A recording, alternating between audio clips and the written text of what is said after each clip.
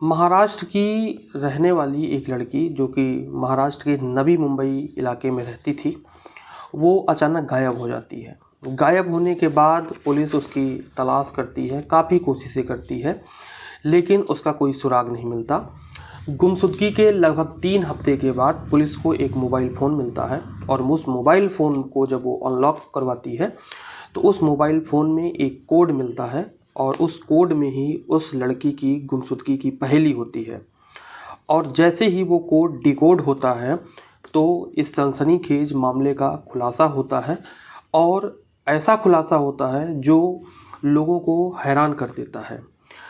होता ये है कि मुंबई में जो है, जो नवी मुंबई है, उसके खारघर इलाके में एक घना जंगल है और उस जंगल में एक सर्च ऑपरेशन चलाया जाता है जिसमें नवी मुंबई की पुलिस, फायर ब्रिगेड और फॉरेस्ट डिपार्टमेंट के लोग रहते हैं और उस कोड को सर्च करने की कोशिश करते हैं, तलाश करते हैं कोड की, जिससे एक अगर वो कोड डिकोड हो जाता तो एक लाश का पता लगता और एक ऐसी लाश जो महीने भर से गायब थी, और उस लाश को ढूंढने का केवल एकमात्र सुराग वही था कि कोड को डिकोड किया जाए। और ये जो कोड था वो कोड था L01501। नमस्कार, मैं अभिषेक शुक्ला आप सभी लोगों का इस कहानी में स्वागत करता हूं और उम्मीद करता हूं कि आप लोग अच्छे होंगे। मैं भी बिल्कुल स्वस्थ हूं। अब कहानी में आगे बढ़ें या पूरी कहानी की बात करें तो 8 जनवरी से ये जो सर्च ऑपरेशन था, ये सर्च ऑपरेशन चल रहा था और बस इस सर्च ऑपरेशन में उसी कोड को डिकोड करने की जो है तलाश होती थी। जो पुलिस वाले थे वो सुबह 8 बजे से लेकर रात में 8 बजे तक उस कोड को तलाशने की कोशिश किया करते थे, लेकिन फिर भी पता नहीं लग पा रहा था। 14 जनवरी तक, अभी जो रिसेंटली 14 जनवरी गई, तो 14 जनवरी तक अलग अलग विभागों के दर्जन भर से ज़्यादा जो कर्मचारी थे, अधिकारी थे, वो रोज़ाना 12 घंटे उस जंगल में आते और उस कोड को तलाशने की कोशिश करते, लेकिन कोड नहीं मिलता और अंत में वो अपने घर लौट जाते और ये पहेली जो है कोड को सुलझाने की, वो वैसे ही बनी रहती। हालांकि ये पूरी कहानी क्या है, इस कहानी को जानने के लिए हमें फ्लैशबैक में चलना होगा 1 महीने पीछे। बात है 12 दिसंबर की। 12 दिसंबर की तारीख को जो है एक लड़की जिसका नाम रहता है वैष्णवी मनोहर बाबर। वैष्णवी मनोहर बाबर 19 साल की एक छात्रा रहती है जो नवी मुंबई के कलम्बोली इलाके में रहती है। वो सुबह जो है अपने घर से ये कह के निकलती है 10 बजे कि वो अपने कॉलेज जा रही थी। बेसिकली जो 19 साल की वैष्णवी थी वो एक कॉलेज स्टूडेंट थी और ग्रेजुएशन कर रही थी बीकॉम। वो बीकॉम उसका फर्स्ट ईयर चल रहा था और वहीं मुंबई में ही एक कॉलेज है SIES कॉलेज। उस SIES कॉलेज से वो ग्रेजुएशन कर रही थी। कह के घर से निकलती है कि वो कॉलेज जा रही है, लेकिन जब देर शाम तक वो नहीं लौटती है तो घर वालों को उसकी फ़िक्र होती है। घर वाले दोस्तों से, यारों से पूछते हैं कि क्या आपको वैष्णवी का कुछ अता पता है, तो घर वाले, दोस्त यार मना कर देते हैं कि नहीं, हमें नहीं पता है। अंत में हार थक के वैष्णवी के घर वाले पुलिस स्टेशन जाते हैं, कलम्बोली पुलिस स्टेशन। वहाँ पर जाकर एक FIR लिखवा देते हैं वैष्णवी के गुमशुदगी के और फिर पुलिस जो है तलाश शुरू करती है वैष्णवी की, लेकिन उसका कोई सुराग नहीं लगता। ठीक उसी दिन मतलब 12 दिसंबर को ही एक दूसरी घटना होती है। दूसरी घटना जोई नगर रेलवे स्टेशन मुंबई में है। वहीं पर एक जो है लगभग तकरीबन 24-25 साल के एक युवक की लाश मिलती है रेलवे स्टेशन के ट्रैक के किनारे और पुलिस, जो रेलवे पुलिस थी, वो ये मामला दर्ज करती है और गुमशुदगी नहीं, आत्महत्या का मामला दर्ज करती है और लाश को मुर्दा घर में भेज देती है। फिर धीरे धीरे उस लाश के थ्रू, उस बॉडी के थ्रू जो मृतक है, व्यक्ति है, उसके घर वालों का पता करती है। पता करने के बाद में उस लाश को घर वालों को सुपुर्द कर देती है और उसके पास से जो सामान मिलता है, जिसमें एक मोबाइल फ़ोन भी था, वो रेलवे केस की प्रॉपर्टी को मानते हुए मालखाने में जब्त करके रख देती है। ये तो दूसरी घटना थी। अब जांच इधर वैष्णवी, ये जांच जो चल रही थी वैष्णवी की गुमशुदगी की, अब इस पे आगे बढ़ते हैं। इसमें क्या हो रहा है, जांच के लिए जो है इधर स्पेशल सेल बनाने का ऐलान किया जाता है। क्यों? क्योंकि स्पेशल टीम इसलिए बनाई गई क्योंकि वैष्णवी को गायब हुए काफ़ी सारा मतलब कई सारे दिन बीत चुके थे और अब धीरे धीरे पुलिस वालों पर जो है वो दबाव बन रहा था परिवार वालों की तरफ से कि पुलिस वाले वैष्णवी की तफ्तीश अच्छे से नहीं कर रहे हैं। अगर वो करते तो वैष्णवी जो है वो मिल जाती। अब पुलिस जो है धीरे धीरे दबाव में आती है, तो आखिरकार 6 जनवरी की तारीख आती है और 6 जनवरी को मुंबई पुलिस के जो नवी मुंबई पुलिस के कमिश्नर रहते हैं, उसका नाम है मिलिंद भ्राम्बे। मिलिंद भ्राम्बे जो है वैष्णवी को ढूंढने के लिए एक स्पेशल टीम गठित करते हैं और इस स्पेशल टीम के जो इंचार्ज बनाए जाते हैं वो क्राइम ब्रांच के डीसीपी अमित काले बनाए जाते हैं। डीसीपी अमित काले एंटी ह्यूमन ट्रैफिकिंग के साथ जो है मिलकर वैष्णवी को ढूंढने का काम शुरू करते हैं, मतलब ये मुहिम शुरू करते हैं। एंटी ट्रैफिकिंग यूनिट को इसलिए लाया जाता है क्योंकि मामला लड़की का था। हो सकता था कि ये भी सकता कि कहीं ह्यूमन ट्रैफिकिंग का मामला तो नहीं है, मानव के ह्यूमन ट्रैफिकिंग मतलब मानव के जो व्यापार दुर्व्यवहार का जो मामला है कहीं वो तो नहीं है, तो इस वजह से ह्यूमन ट्रैफिकिंग को भी ये साथ में लिया जाता है। अब कायदे से देखा जाए तो पुलिस जो है अब कहीं जाकर 3 हफ्ते बाद वैष्णवी के गुमशुदगी के 3 हफ्ते बाद वो ढंग से काम करने जा रही थी और काम शुरू भी हुआ 3 हफ्ते बाद। सबसे पहले पुलिस टीम ने सीसीटीवी फुटेज खंगाले और वैष्णवी की कॉल डिटेल में झांकने का प्रयास किया कि वैष्णवी ने जो है किस किस से और कब जो है वो बात की। जब वैष्णवी की कॉल सीसीटीवी फुटेज में देखा जा रहा था तभी 12 दिसंबर को दिखता है कि वैष्णवी घर से जाने के लिए सबसे पहले लौटने के लिए जीटीबी नगर रेलवे स्टेशन पर वो दिखाई देती है और एक ट्रेन में चढ़ते हुए। बाद में दिखाया गया कि वो एक रेलवे स्टेशन है जिसका नाम है Kharghar railway station. Vaishnavi GTB railway station पर तो ट्रेन में चढ़ती है लेकिन खारघर रेलवे स्टेशन पर जाकर उतर जाती है।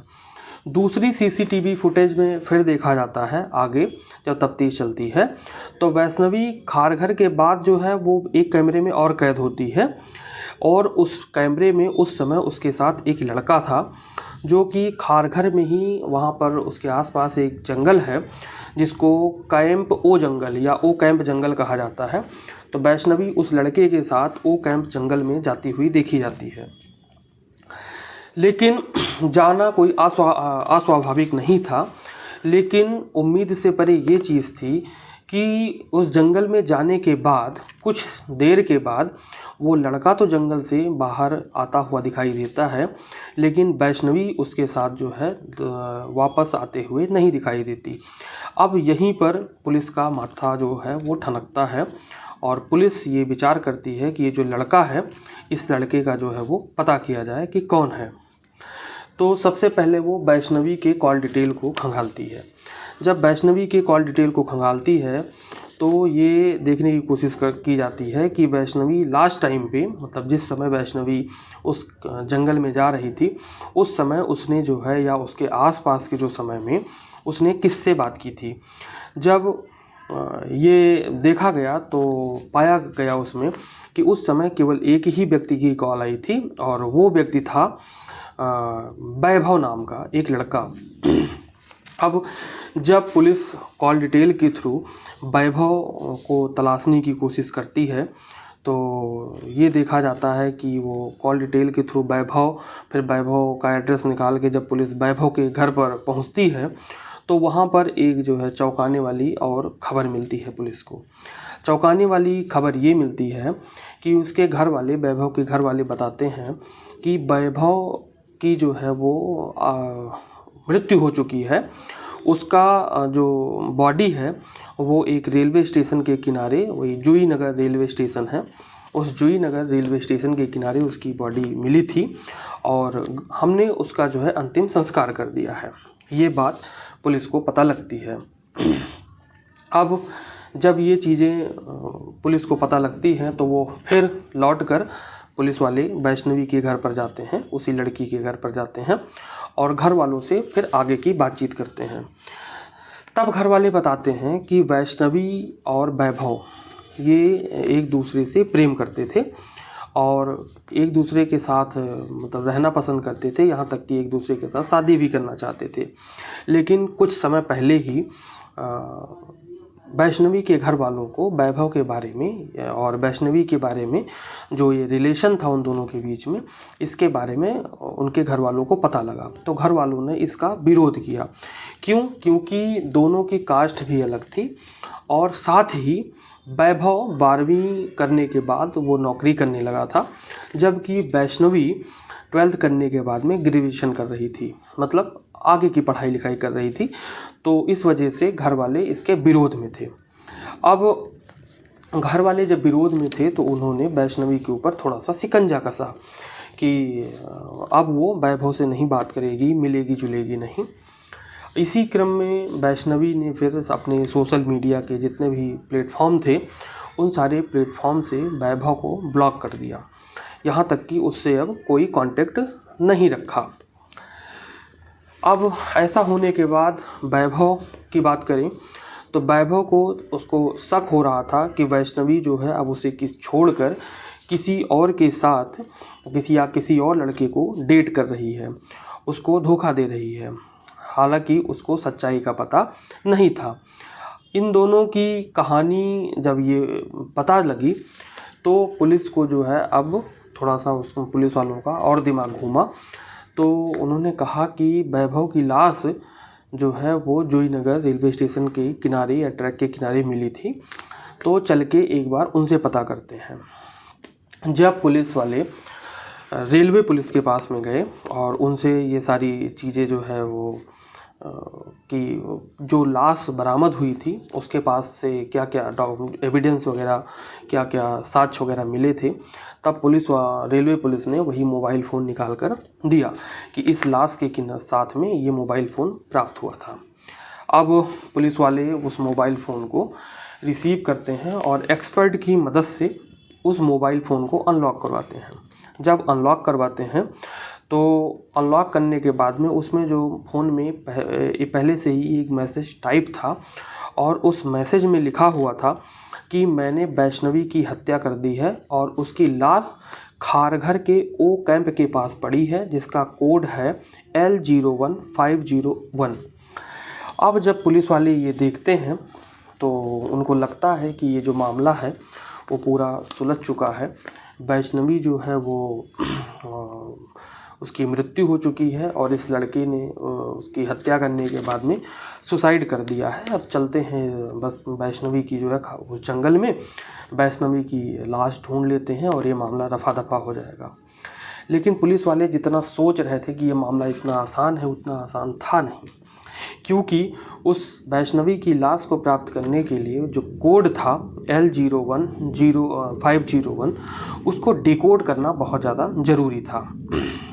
बस वही अब पुलिस वाले पहुंचते हैं खारघर के वही ओ कैंप जंगल में और वहां पर खूब ढूंढना शुरू कर देते हैं। जैसा कि मैंने पहले बताया कि पुलिस वाले सुबह 8 बजे से लेकर रात में 8 बजे तक उस लाश को ढूंढने की कोशिश करते हैं, लेकिन वो ढूंढ नहीं पाते और बस यही कोड को वो डिकोड नहीं कर पा रहे थे। इस कोड को डिकोड करने के लिए मुंबई पुलिस ने गूगल से और बाकी अपने कई सारे एक्सपर्टों से सलाह ली और उनसे राय मांगी, लेकिन कोई भी इस कोड को डिकोड नहीं कर पाया। तभी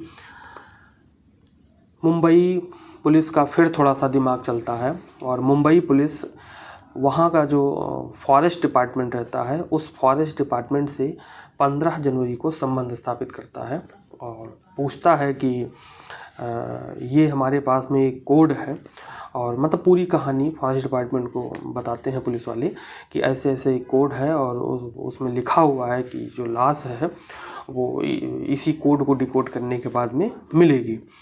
तब फॉरेस्ट डिपार्टमेंट के लोग कहते हैं कि तो बड़ा आसान है, चलिए मैं आपको बताता हूँ।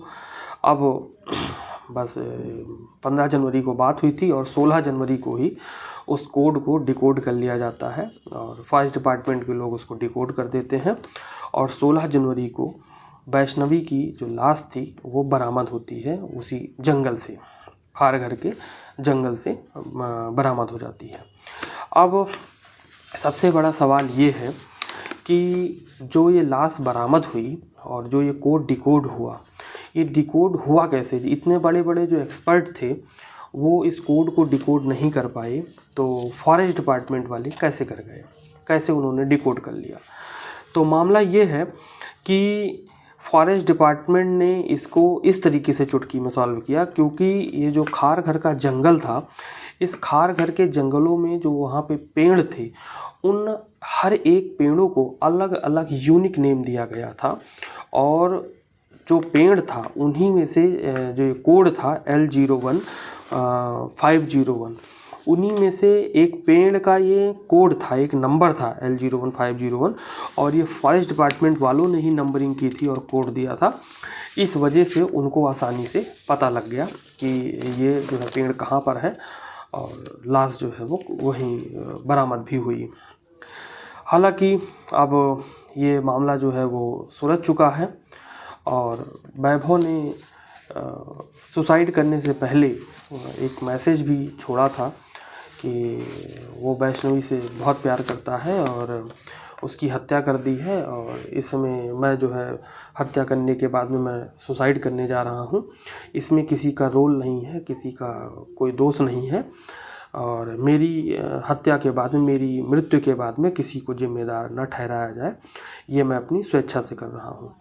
तो इस तरीके से एक कोड के थ्रू एक मिस्ट्री का जो है वो उससे पर्दा उठा मिस्ट्री के ऊपर से। तो उम्मीद है कि आपको ये कहानी पसंद आई होगी। मुझे कुछ मैसेज प्राप्त हुए थे जिसमें से किसी ने जो है वो 2-3 लोगों के मैसेज मिले, उन्होंने कहा था कि मेरा नाम ले लें और बर्थडे है उनका, वैभव, एक हैं दिनेश साक्यवार जी, उनका जन्मदिन है। मेरी तरफ से दिनेश साक्यवार जी को जन्मदिन की हार्दिक शुभकामनाएं, ईश्वर उनको दीर्घायु करे। और नंदिनी जी को भी जन्मदिन की हार्दिक शुभकामनाएं और ईश्वर आपको भी दीर्घायु प्रदान करे। तो इसी के साथ कहानी में बस इतना ही। तो मैं जल्द ही आपसे फिर एक नई कहानी में मिलूँगा। तब तक के लिए नमस्कार।